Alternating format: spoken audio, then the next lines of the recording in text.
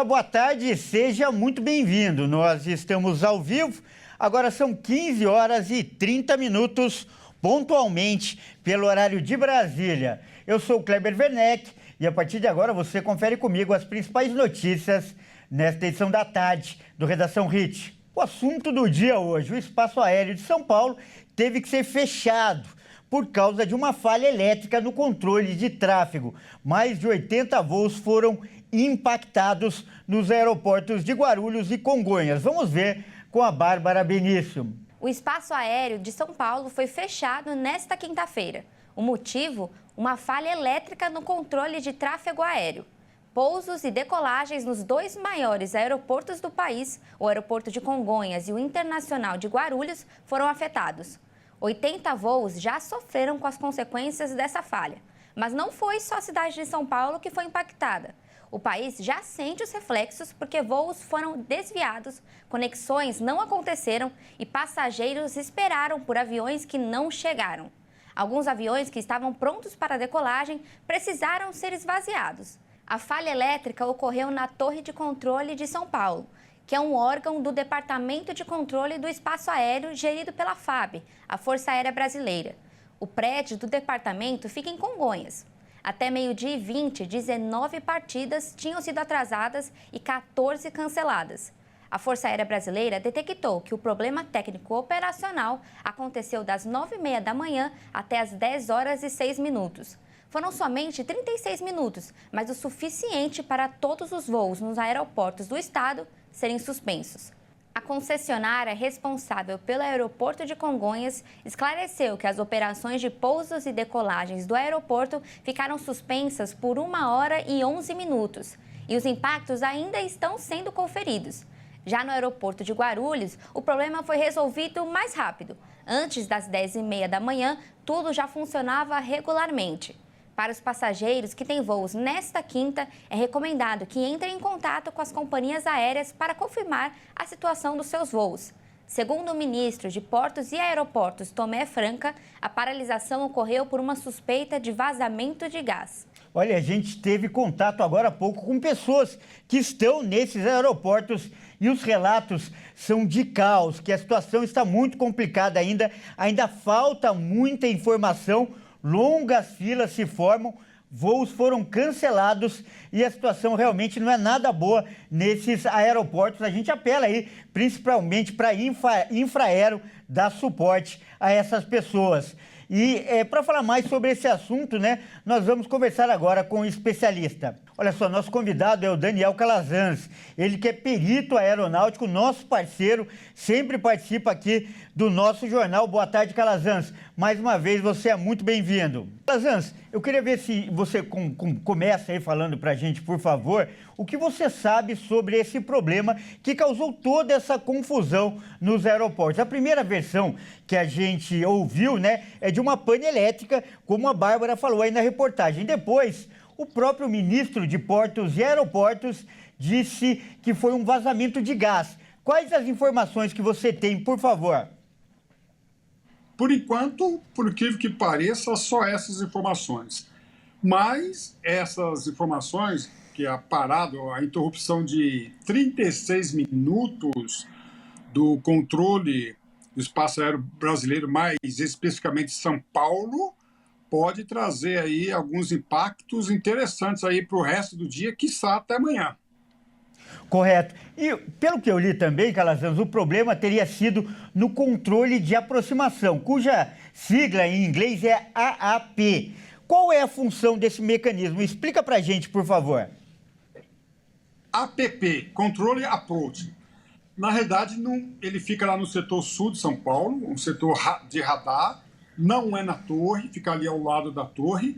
Para você ter uma ideia, tem um impacto muito interessante. Ele controla os espaços aéreos depois que as aeronaves decolam e antes das aeronaves pousarem. Envolvendo, só para ter uma ideia, envolve os aeroportos aqui mais diretamente, os aeroportos de Congonhas, Guarulhos, Campo de Marte, São José dos Campos, Jundiaí, Viracopos e o principal também, parte da ponte aérea, Então, parte da ponte aérea, metade praticamente dos voos é controlado pelo APP São Paulo e a outra parte pelo APP Rio de Janeiro. Então, o impacto é muito grande, é uma área muito extensa, envolvendo aí muitos voos, todos esses aeroportos que eu disse aí para você. Olha, é um serviço de grande responsabilidade, né, Calazans? Não é exagero dizer que um problema nesse equipamento e nesse serviço poderia causar até uma tragédia? Olha, o espaço aéreo, controle de tráfego aéreo, não é um serviço perigoso. É um serviço crítico. Quando há falhas em equipamentos, comunicação, existe o procedimento de contingência. Correto. Cabendo aos pilotos e aos controladores seguirem à risca esse procedimento. Se esse procedimento ou os procedimentos de contingência forem seguidos à risca, não há perigo. Contudo, nós podemos encarar que foi sim uma situação muito, muito crítica, exigindo muita perícia dos pilotos e principalmente dos controladores de tráfego aéreo. Vivemos hoje uma situação delicada, mas cuidado. Sem sensacionalismo, não podemos dizer que houve risco, perigo, mas foi uma situação crítica que eu avalio sim, tá? Muito legal a forma como você responde, né? Colocando o assunto de uma forma sensata, por isso eu já lhe parabenizo por isso. E um desses procedimentos foi o fechamento do espaço aéreo, como foi feito. Faz parte de um protocolo de segurança, como você falou, mas é algo raro de acontecer? Olha, eu não sei o que aconteceu, mas tudo indica que houve uma perda de comunicação. Esse fechamento a gente precisa explicar. O fechamento é o seguinte: não houve mais aeronave, não houve mais autorização para a aeronave decolar. Mas as aeronaves que estavam em voo continuaram voando, realizando espera, desvio. Então, esse fechamento, muito cuidado, não foi zerar o tráfego aéreo. Não, o procedimento de contingência fez com que essas aeronaves, e pelo horário, é um horário significativo na Terminal São Paulo, tinha muitos voos, então fechou, mas não zerou, tinha muitas aeronaves voando em espera e em desvio, tá bom? Só o que nós pudemos garantir é que não houve mais autorização de decolagem, mas o que fazer com as aeronaves que estavam voando foi o ponto crítico aí da situação. Mais uma vez, o Calazans explicando de forma brilhante aí e muito simples para todo mundo entender. E agora outra pergunta é que foram 35 ou 36 minutos que você falou aí que o espaço aéreo ficou fechado em São Paulo. Esse tempo relativamente curto foi suficiente para atrapalhar os voos de todo o país? A gente ouviu aí também relatos de grandes problemas, até caos nos aeroportos. Sim, Kleber, esse horário, por volta de 10 horas da manhã, ainda em São Paulo, das 7 às 10, local das 7 às 11, é um horário muito crítico em relação ao movimento de aeronaves, porque muitas aeronaves estão chegando e muitas aeronaves saindo. Lembrando que São Paulo é um certo hub, então, conexão aeronave chega para levar passageiros para outra localidade. Então, haverá reflexo ao longo do dia e, quiçá, amanhã, para colocar a malha em dia aí, e se cogita até mesmo, como já houve em outros casos, prorrogação do horário de Congonhas, uma vez que até às 11 horas, para tentar minimizar as consequências, uma prorrogação de horário aí. Então, para finalizar, Calazans, eu queria que você desse um conselho aí para as pessoas que nos assistem, eventualmente têm voos marcados, ou até pessoas que estão nos aeroportos e também estão nos vendo. Qual é o conselho que você passa, por favor? Então, a ANAC ela vai tentar regularizar a malha, e essa regularização pode levar horas ou até mesmo amanhã. E aos passageiros, paciência. Desculpe falar isso, paciência. Toda a informação das empresas aéreas, da agência, para ver como e até quando vai ser organizado. Então, paciência e parabéns aos meus colegas controladores de tráfego aéreo que conseguiram aí, com o plano de contingência, manter a segurança de voo. Tá certo, então, nós acabamos de conversar com o Daniel Calazans, ele que é perito aeronáutico. Calazans, sempre brilhante ao comentar os assuntos da aviação. Muito obrigado pela participação. Kleber, um grande abraço e tudo de bom para vocês. Grande abraço. Vamos mudar de assunto para falar de outra história quente do dia. O STF retomou agora há pouco o julgamento das ações que discutem como será a escolha do novo governador do Rio de Janeiro. Os ministros estão decidindo se a escolha será feita pelo voto popular de forma direta ou indireta pela Assembleia Legislativa do Estado. Vamos ver, então, imagens lá do STF. O placar está 1-1 e a sessão foi aberta com a fala do ministro Flávio Dino. Mas ele pediu mais tempo para analisar o caso e apresentar o seu voto, o que causou o adiamento do julgamento. Em seguida, quem tomou a palavra foi o ministro André Mendonça, que pediu para antecipar o voto antes do adiamento, antes que esse adiamento aconteça, né? Então, nós estamos vendo aí imagens lá da TV Justiça, o julgamento foi encerrado e nós vamos trazer as informações completas ao longo da nossa programação, no Jornal das 18h30 e depois no Jornal das 22h.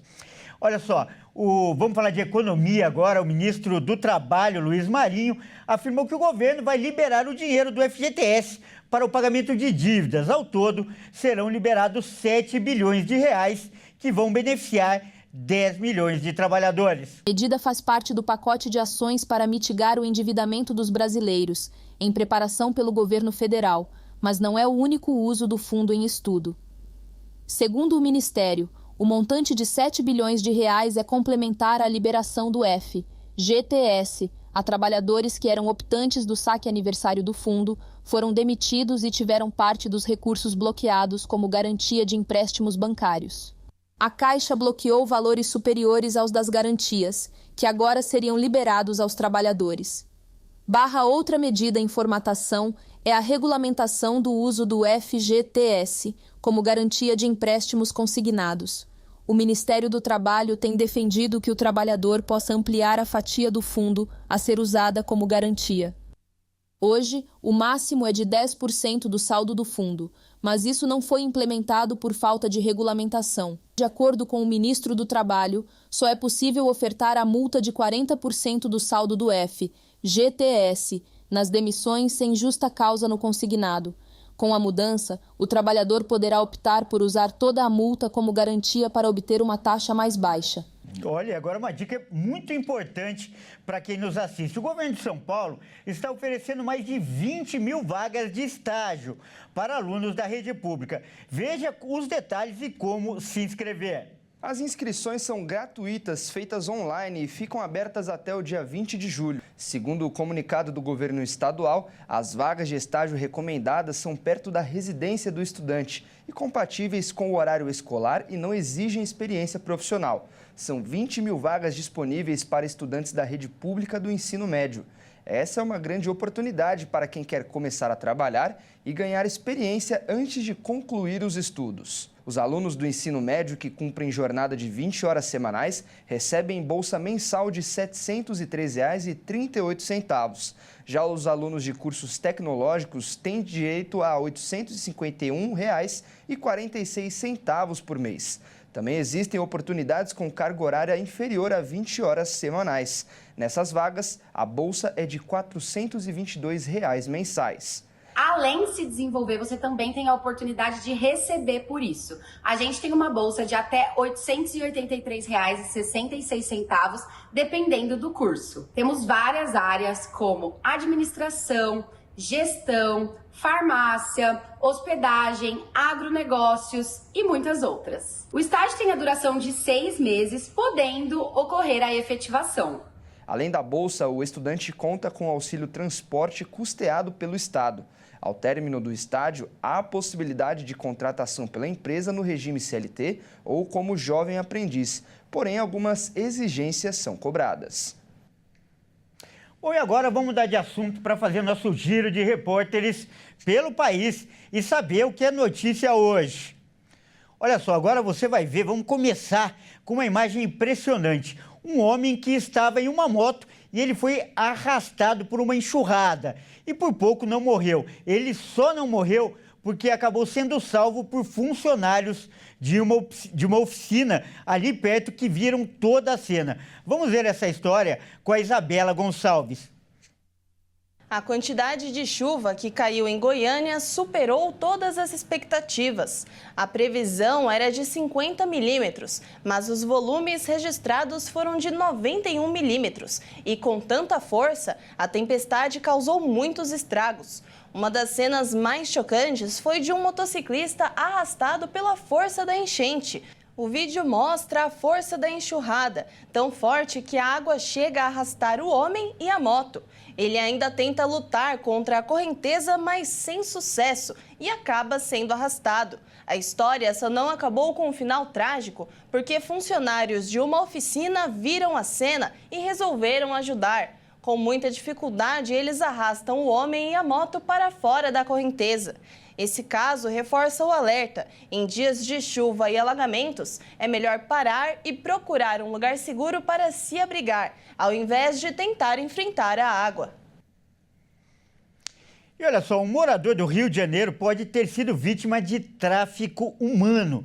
Ele aceitou uma proposta de trabalho na África do Sul e disse que agora está preso e sem comer há 3 dias em um pequeno país africano. Vamos ver com o Anderson Nascimento. O frentista carioca João Vitor dos Santos, de 27 anos, que estava desaparecido desde março após viajar para a África do Sul a fim de trabalhar, voltou a fazer contato com a família e informou que está preso no reino de Eswatini, país localizado no sul do continente africano. A situação gerou preocupação entre os parentes, que suspeitam que ele possa ter sido vítima de um golpe e até de tráfico de pessoas. Morador de Guaratiba, na zona oeste do Rio, João embarcou no dia 9 de março, após receber uma proposta de emprego no exterior. Segundo familiares, ele manteve contato nos primeiros dias da viagem, mas as mensagens passaram a ficar cada vez mais raras, até que ele parou completamente de responder, o que levou amigos e parentes a iniciarem buscas por informações sobre o paradeiro dele. Dias depois, uma chamada de vídeo mostrou o brasileiro visivelmente abalado em um local com várias pessoas deitadas no chão, cenário que a família descreveu como semelhante a um cativeiro. Mais recentemente, João conseguiu novamente falar com a esposa e relatou que está detido e enfrentando dificuldades, inclusive sem acesso adequado à alimentação. O Ministério das Relações Exteriores informou que acompanha o caso e presta assistência consular, enquanto a Polícia Federal apura as circunstâncias da situação. E olha, em um ano, mais de 2.000 multas foram aplicadas em caminhoneiros, isso só no norte do Rio Grande do Sul. E o principal motivo foi não respeitar a lei do descanso. Vamos ver com o Guilherme Souza. Desde abril do ano passado, a Polícia Rodoviária Federal registrou 2.318 infrações cometidas por caminhoneiros na região de Passo Fundo, no norte do Rio Grande do Sul. Quase metade desses registros foi por descumprimento da lei do descanso, com mais de 1.000 autuações. Na sequência, aparecem irregularidades como mau estado de conservação dos veículos, falta de equipamentos obrigatórios, excesso de peso e ausência do exame toxicológico. Os números preocupam as autoridades, ainda mais porque a BR-285 é um dos principais corredores logísticos do sul do Brasil, um grande movimento de caminhões. Segundo a PRF, acidentes envolvendo veículos de carga costumam ser mais complexos e ter consequências mais graves, principalmente quando há produtos perigosos no transporte. Olha só, no Mato Grosso do Sul, um carro foi engolido por uma cratera. Veja o vídeo impressionante com o Jonathan Xavier. O entregador passou por uma situação delicada na noite da última terça-feira em Campo Grande, quando o carro que ele conduzia caiu dentro de uma cratera durante a forte chuva que atingiu a região. O caso aconteceu na rua Fidelis Bucker, no bairro Ramstebet, na capital, quando por volta das 7 horas da noite, em decorrência da chuva e da enxurrada, ele não viu o buraco e acabou caindo. O dono do carro precisou acionar 2 guinchos para retirar o veículo de dentro do buraco. A Agência Municipal de Transporte e Trânsito, a AGETRAN, esteve no local na manhã de ontem para sinalizar a área e evitar novos acidentes. O bairro Ramstebet passa por obras de asfaltamento e drenagem. Algumas ruas já foram pavimentadas, mas os moradores relatam que as máquinas estão paradas e que apenas as equipes responsáveis pelo meio-fio seguem trabalhando. A obra do governo federal tem investimento de mais de 3,7 milhões de reais e a conclusão estava prevista para dezembro do ano passado. Segundo nota da Secretaria Municipal de Infraestrutura e Serviços Urbanos, as obras da Rua Fidelis Bucker continuam em execução, mas foram prejudicadas pelas chuvas. Olha, no Rio de Janeiro, 2 homens foram presos depois de soltar um rojão dentro de um ônibus e causar uma grande confusão. Vamos ver novamente com Anderson Nascimento. 2 homens foram presos por agentes do programa BRT Seguro, ligado à Secretaria Municipal de Ordem Pública do Rio, após soltarem um rojão dentro de um ônibus do sistema BRT. A prisão ocorreu no início da tarde de terça-feira, um dia depois do episódio que aconteceu no corredor Transoeste, na altura da estação Gilca Machado, no Recreio dos Bandeirantes, zona sudoeste da cidade. Segundo as autoridades, o artefato foi acionado dentro do coletivo ainda em movimento. Após a chegada ao terminal, os suspeitos conseguiram deixar o local antes da abordagem. Imagens das câmeras de segurança do ônibus registraram o momento da ação e mostram os 2 homens segurando garrafas de bebida. A explosão danificou um dos vidros do veículo e assustou o motorista, além de causar risco aos passageiros. Os envolvidos foram identificados com o auxílio do sistema de reconhecimento facial presente nos ônibus e nas estações do BRT. Com as informações, agentes localizaram os suspeitos e efetuaram a prisão. O caso foi registrado como dano ao patrimônio público, crime que pode resultar em pena de 6 meses a 3 anos de detenção, além de multa. E agora é hora de falar de esportes aqui no Redação Hit. E quem traz as informações aqui ao meu lado, Bruno Buenos Aires. Boa tarde, Bruno. Boa Seja tarde, bem-vindo. Bruno, vamos começar falando, do caso do Arboleda, que tem causado muita polêmica. O jogador sumiu sem dar justificativas ao São Paulo e agora parece que o São Paulo quer mover uma ação aí milionária contra ele. Exatamente, Kleber. Boa tarde a você e também a todos que nos assistem. Bom, após passar dias desaparecidos e desfalcar o tricolor em 2 partidas, o São Paulo foi até a FIFA e vai pedir a rescisão de contrato com o zagueiro. Porém, o clube pretende exigir o total da multa rescisória, que pode chegar até 600 milhões de reais. O São Paulo vai pedir na FIFA a rescisão de contrato do zagueiro Arboleda. O clube pretende reivindicar o total da multa rescisória ao jogador. O valor é de quase 600 milhões de reais. Tudo isso acontece após o jogador não se apresentar para o jogo contra o Cruzeiro na última rodada do Brasileirão e continuar desaparecido sem se justificar. O entendimento da diretoria é de que se qualquer time quisesse contratar Arboleda, terá que ressarcir o valor da multa ao São Paulo. Como o zagueiro está fora do Brasil, o time do Morumbis pretende colocar no processo o valor da cláusula para o exterior. No entanto, se Arboleda fechar com um clube brasileiro, o montante muda para a multa rescisória válida no mercado nacional, que é de quase 300 milhões de reais. O valor seria cobrado inicialmente do atleta, mas pode acabar ficando para qualquer clube que assine com ele nos próximos 30 meses. Como Arboleda é estrangeiro, o processo deve tramitar na FIFA, um caso parecido com o que já aconteceu com o Santos. Em 2020, o meia-atacante Christian Cueva sumiu dos treinamentos e acertou com o Pachuca do México. Na época, o Peixe acionou o atleta na FIFA e venceu na Corte Arbitral do Esporte, condenando o peruano a compensação de 24 milhões de reais pela rescisão unilateral e sem justa causa. Vamos mudar de assunto agora para falar de uma notícia boa do esporte, para falar do Mirassol, que estreou na Libertadores ontem, aliás, o primeiro jogo internacional da história do clube e foi muito bem, né? Exatamente, Kleber. Mesmo sem nunca ter jogado uma partida internacional antes, o Mirassol jogou como time grande e bateu o Lanús jogando no interior paulista, encerrando um jejum de 2 meses sem vitória. Vamos conferir. O dia 8 de abril de 2026 ficará marcado na memória dos 6.500 torcedores que estavam presentes no estádio José Campos Maia, em Mirassol, e assistiram à estreia com vitória do Leão do Interior em sua primeira partida internacional na história. O time da pequena cidade do interior paulista, com 65 mil habitantes, venceu o atual campeão da Copa Sul-Americana e somou 3 pontos na Libertadores. Em uma cobrança de escanteio de Reinaldo, João Victor fez o único gol da partida e assim encerrou um jejum de 2 meses sem vitória. O Leão não vencia desde o dia 29 de janeiro. A última vitória da equipe, comandada por Rafael Guanais, foi na primeira rodada do Brasileirão contra o Vasco. Atualmente o Mirassol é o lanterna e Desde então foram 4 empates e 7 derrotas no total. Agora o Mirassol tem um confronto difícil pela frente na Libertadores.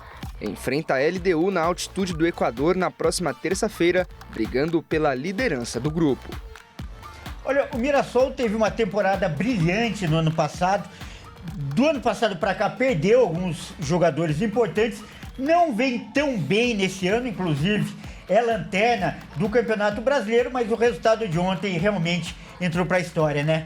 Com certeza, com todas as adversidades que vem enfrentando aí o time do interior paulista, como você falou, perdeu muitas peças importantes no decorrer, né, de 2025 para 2026, não vinha fazendo uma boa temporada, mas conseguiu aí jogar como time grande contra o Lanús, venceu, estreou com vitória. Agora, próxima terça-feira, terá um duelo ainda mais complicado lá na altitude contra a LDU. Mas confiamos aí no Mirassol e torcemos para que dê tudo certo com o time do interior. Com certeza torcemos. Inclusive, Bruno, um detalhe interessante é a cidade como abraçou o time.